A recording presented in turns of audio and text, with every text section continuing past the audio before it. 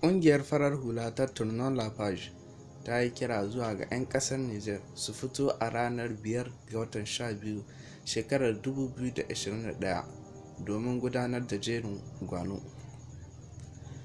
Dan uwa, kafin mu shiga cikin bidiyon gadan-gadan, ina ƙara tunatar da kai, idan wannan shine farkon ziyartar kashen ɗinmu, ka taimaka ka danna mana kalmar abone, sannan kuma ka danna mana kalmar like domin bidiyon ya je ga sauran 'yan uwa. Mun gode, mu shiga cikin bidiyon. Ƙungiyar Tournons ta magantu dangane da halin da ƙasar Niger ke ciki na matsalar tsaro da ta ƙi cinyewa a ƙasar.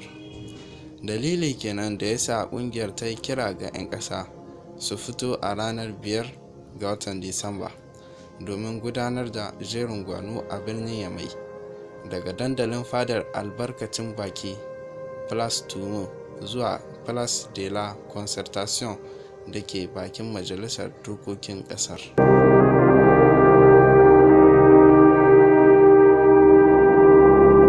A sanarwar da ƙungiyar ta fitar a yayin wani taron manema labarai da ta gudanar a cikin makon nan da yake ƙarewa, ƙungiyar ta ce za su yi kira ne zuwa ga gwamnati da ta ɗauki matakin daƙile matsalolin da ƙasar ke fama da su, musamman a fannin tsaro.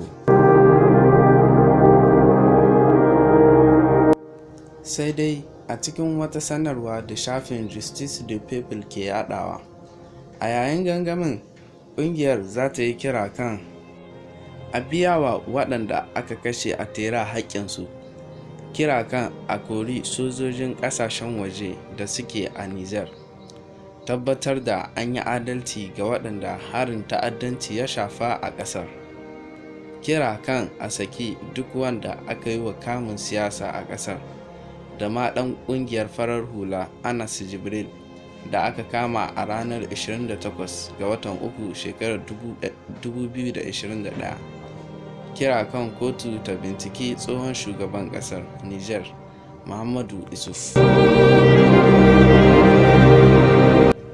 Hakan na zuwa ne a yayin da aka yi ma sojojin Faransa bore a ƙasashen yankin Sahel. Duka anan muka kawo muku ƙarshen wannan labaran.